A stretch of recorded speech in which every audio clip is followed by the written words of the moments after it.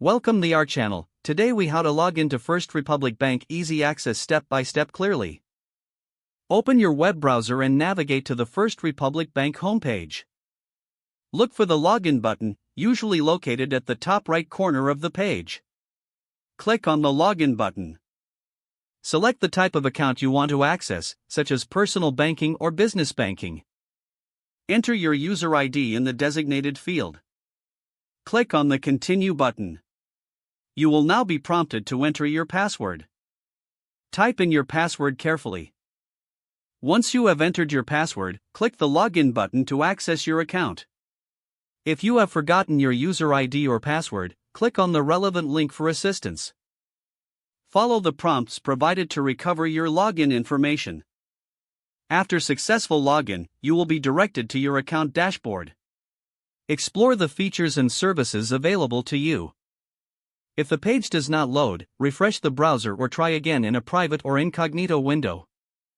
Make sure you are using the correct email address, then retype it carefully to avoid small. If your password is not accepted, use the reset option and create a new strong password you can remember.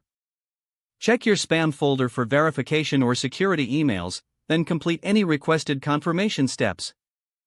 Enable two-factor authentication if available to improve account security. After signing in, review your profile details so your contact information and settings are accurate and current. If you see an error message, note it down and try again after restarting your device and internet connection. Log out when you finish, especially on shared devices, to keep your account and payment information secure.